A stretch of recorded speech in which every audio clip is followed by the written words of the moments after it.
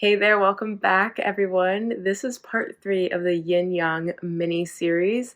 Today we're talking all about Yang qualities. Let's get right to it.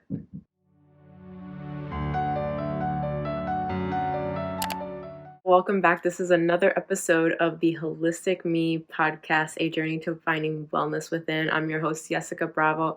So grateful to have you here. Like I mentioned at the start of this clip, this is part 3 of the Yin Yang mini series. Today we're talking all about Yang qualities, Yang signs and symptoms, and what you can expect to experience if your Yang is out of balance with your Yin. If you haven't already, make sure to go back and watch part 1 and 2. Part 1 being a Yin versus Yang overview, and part 2 being all about Yin imbalances, signs and symptoms that you can look for there. So make sure to check those out. So here we go, part 3, all about Yang. Yang is masculine, it is fiery, it is hot, it is the daytime. It is the heavenly and ethereal. It's fiery, it's light. It is all the opposite qualities of Yin that we discussed last week. Now, last week we covered what the Yin organs are within our system, and so we'll cover the Yang organs here today as well. Yang organs are considered to be hollow. They are active or very moving in nature, and they are responsible for moving and extracting substances.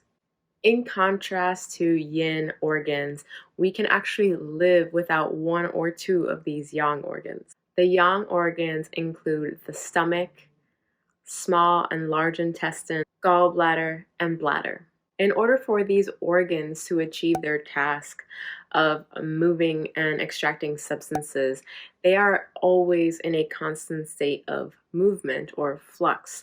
So if you think about stomach, right? The stomach, it churns our food.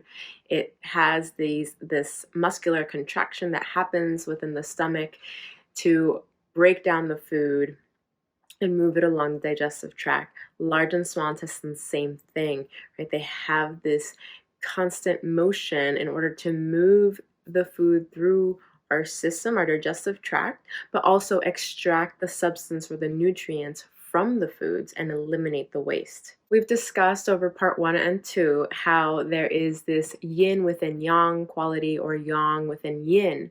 And last week when we covered those Yin organs, we said that the lungs and the heart are the most Yang of the Yin organs. And this week in the Yang organs, the gallbladder is considered to be the most Yin of the Yang organs. So we're going to dive into what is considered to be some Yang deficiency signs and symptoms.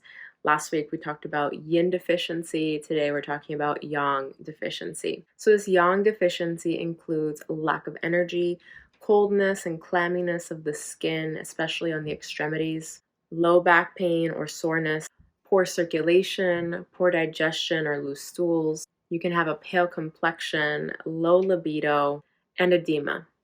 It's possible you may be depleting your Yang energy if you're doing any one of these things or a combination of these things in your day-to-day life and your routine. There could be long exposure in the cold, right? You're out in the elements for long periods of time on a regular basis. Overeating is another cause of depleting our Yang energy, as well as overworking and overstress. So if you're in a constant state of chronic stress, you're always in fight or flight mode, whether it be work-related, family-related stress, it does not matter. The body really doesn't tell the difference, right? Our nervous system doesn't know the difference between being chased by a bear or just ongoing stress from work or a deadline from work, right? It just believes that we are being attacked or that we're under stress and we need to either have that fight or we react, or that flight response where we retreat and try to conserve ourselves. But in any case, we are in that mode and cortisol levels rise and that stress response stays active for extended periods of time. So chronic stress, chronic states of overworking, which we are very known for within our society. We don't know when to clock out mentally. And then there's the fact of overeating. We live in a world where we overconsume foods and are undernourished, right? So we consume a lot of foods that are very high calorie and very low nutrient density within those foods, where we could be doing the opposite, eating less, more nutrient dense foods to really fuel our system without having to feel like we need to eat more in order to provide our body with the energy it needs. The reason we stay so hungry oftentimes is where we lack the nutrients, and so therefore our body craves more food. So something to consider and think about on your wellness journey. So some simple ways to boost your yang energy is to get outside and get some vitamin D. Get some time in the sun, soak it in for even just a few minutes at a time. Doesn't have to be long exposure, but unprotected exposure will allow you to soak in vitamin D, and then you can add in those protective layers of wearing long sleeve clothing or protecting yourself, whether it's with clothing, accessories like a hat or scarf, something like that, or wearing actual sunscreen. All of that is recommended. We don't want to have long exposure, but having no exposure can be just as harmful.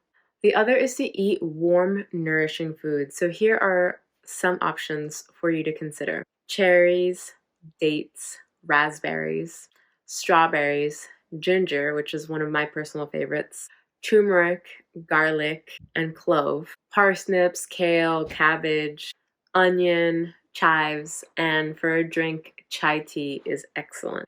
And lastly, a couple things that you can do, or some services that you can seek out in order to boost your yang energy, is to see an herbal specialist or an herbalist practitioner for an herbal prescription.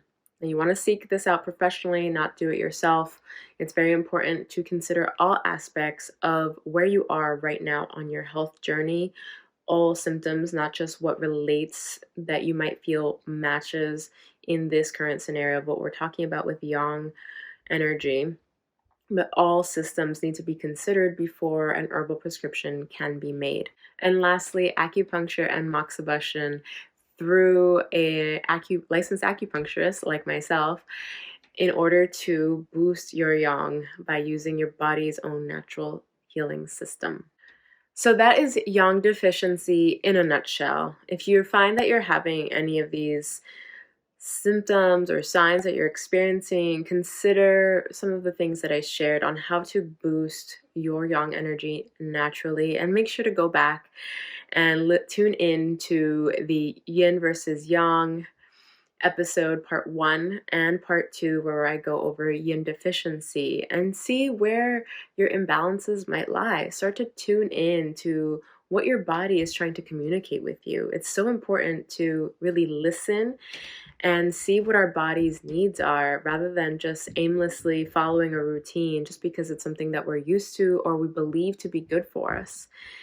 And hopefully you will find some balance there with this knowledge that I'm sharing with you. Now, there are other things to consider when we speak about yang energy. There's also the possibility of a yang excess, having too much yang, which actually will deplete your yin energy. And this is something I will be talking about in a future episode to come, diving into yang excess and what that looks like, signs and symptoms that you may be experiencing, what to look for, and how to help calm that fire. If you're looking for an easy and accessible way to start taking back control of your health through the 8 branches of classical Chinese medicine, make sure to check out my Wellness Within deck series. First, we have the Anxiety and Stress edition that is available to order, came out earlier last fall, and the new deck to be released, available for pre-order now, is the Sleep edition.